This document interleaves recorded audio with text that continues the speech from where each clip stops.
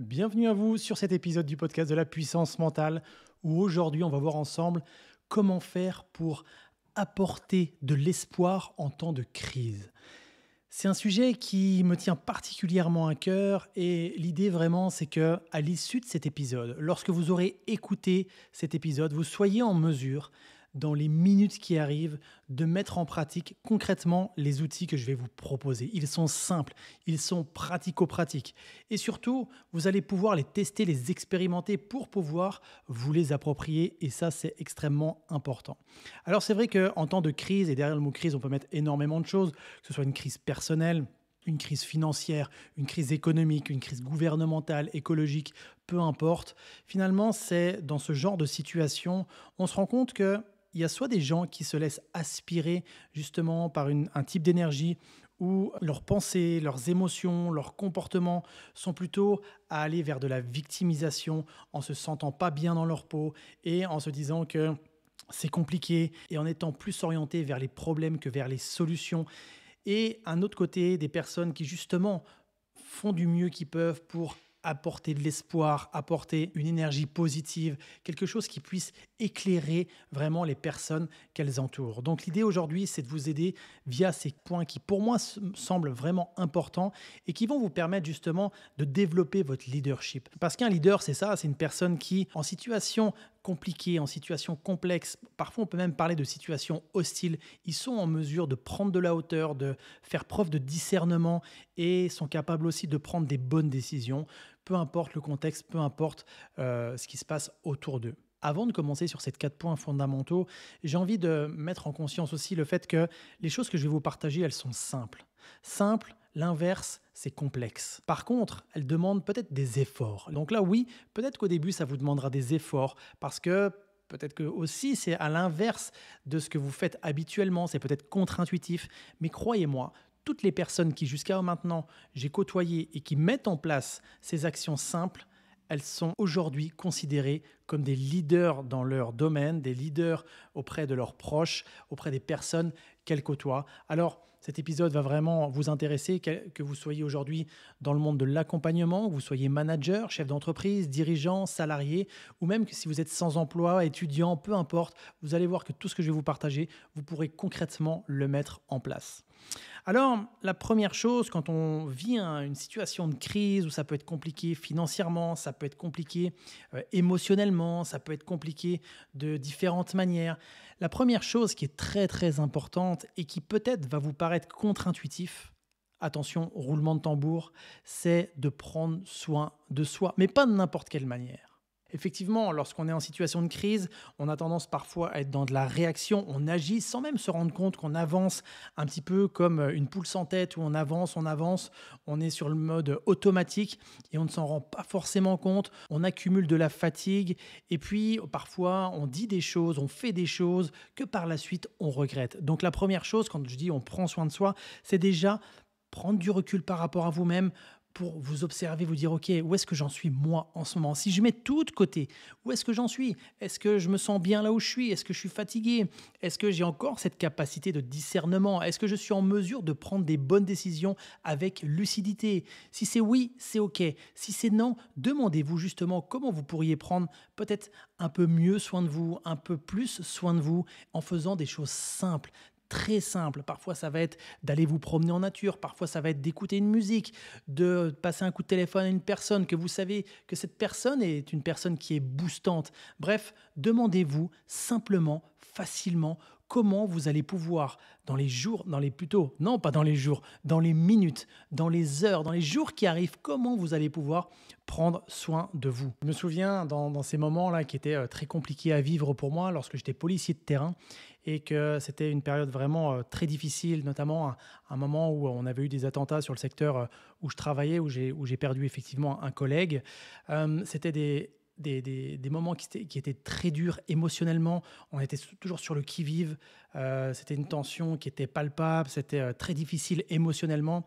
Et je sais que lorsque je rentrais à la maison, j'avais tendance à être encore dans cette énergie-là qui n'était pas forcément favorable pour moi, pas forcément non plus favorable pour mes enfants. Et là, à ce moment-là, j'avais pris de la hauteur en me disant, mais si je continue comme ça, le risque, c'est que je me laisse aspirer par cette crise, je me laisse aspirer par cette situation qui est néfaste. Et le risque, c'est qu'il y ait une répercussion à court, à moyen, à long terme sur moi, sur mon entourage, et qu'il se passe une situation un petit peu comme un suraccident finalement, et qu'après, j'ai du mal à stopper l'effet boule de neige. Donc là, ce que j'avais fait très simplement, c'est que j'avais pris quelques minutes, parfois j'avais même pris plusieurs heures, où j'allais en forêt, j'allais me connecter à la forêt, où je coupais mon téléphone complètement et j'allais me balader. Et dès que j'avais ces pensées là qui revenaient sur les événements du quotidien, eh bien, je me reconcentrais sur ma respiration, comme si ces pensées qui me venaient, je les observais et puis je les laissais partir aussi vite qu'elles étaient arrivées. Donc, vous voyez, c'était des moyens qui étaient très simples, qui étaient à ma portée, qui étaient en plus accessibles, qui ne demandaient aucun frais et pour le coup qui étaient vraiment efficaces parce que ça me permettait de passer des nuits qui étaient récupératrices et ça me permettait donc quand je retournais au travail d'être dans un état d'esprit qui était frais, plein de discernement et justement de ne pas me laisser aspirer des fois par des situations qui étaient très compliquées. Donc là aujourd'hui, posez-vous cette question, demandez-vous simplement, est-ce qu'aujourd'hui vous avez le sentiment de prendre assez soin de vous?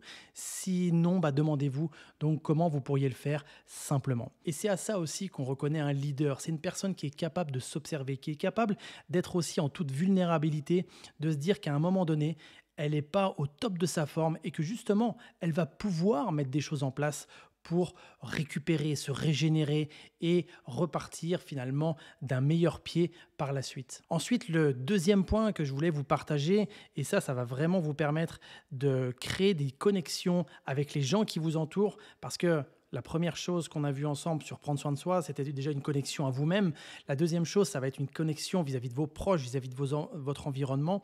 Et là, en tant que leader, en tant que personne qui va pouvoir apporter l'espoir en temps de crise, c'est justement à votre façon d'amener de la compassion.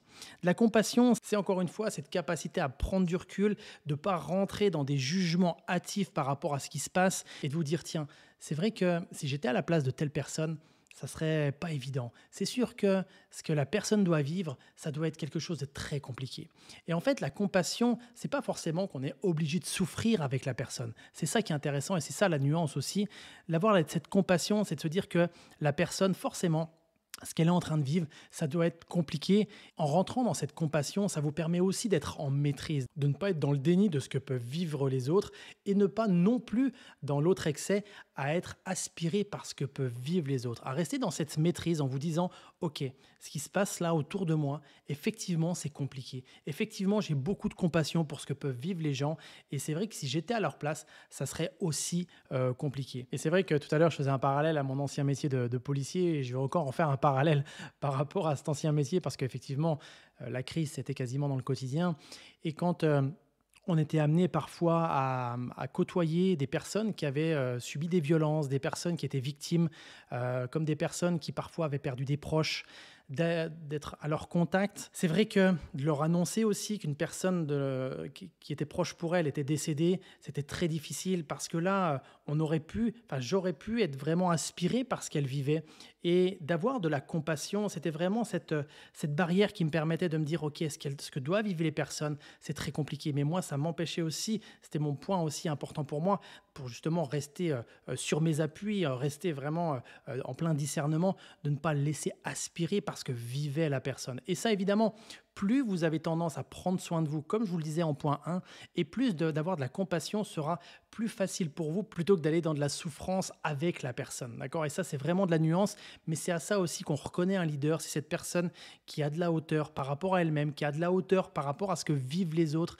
Et croyez-moi, aujourd'hui, dans l'époque dans laquelle on vit, on a besoin de plus en plus de leaders. Ces personnes qui sont aptes à avoir de la compassion, à remettre de l'humain dans les relations. Mais concrètement, quand on est capable d'avoir de la compassion pour un autre humain, pour une autre personne, un homme ou une femme, peu importe, eh bien, ça vous donne vraiment une qualité intrinsèque qui va pouvoir vous différencier aussi des autres personnes. Donc, demandez-vous, peut-être dans les minutes qui arrivent, dans les heures qui arrivent, comment, à votre façon, vous allez pouvoir vraiment être dans cette énergie de la compassion, comment vous allez pouvoir amener de la compassion vis-à-vis des gens que vous côtoyez pour aussi leur apporter une sorte de soutien émotionnel, une sorte de soutien aussi, une sorte de présence qui va pouvoir grandement les aider. Ensuite, le troisième point que j'avais envie d'évoquer avec vous, et souvent les gens se laissent aspirer encore une fois dans une direction alors qu'elle n'est pas bonne pour eux et elle n'est pas bonne non plus pour les personnes qu'elles côtoient par le fait de donner des conseils alors même que les gens qu'ils côtoient ne leur en ont pas demandé.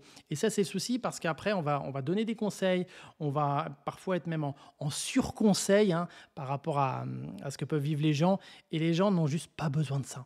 En réalité, par rapport à ça, et c'est l'antidote vraiment de plutôt que donner des conseils, je vous invite, moi, à être dans une qualité d'écoute qui soit vraiment exceptionnelle. Et cette qualité d'écoute, elle est très simple. C'est d'ouvrir ses oreilles à 200% et de se taire, juste d'être dans la présence, d'être pleinement présent pour la personne ou les personnes qui sont face à vous et qui peut-être en ce moment vivent une crise. Peut-être qu'en ce moment, c'est compliqué pour elles.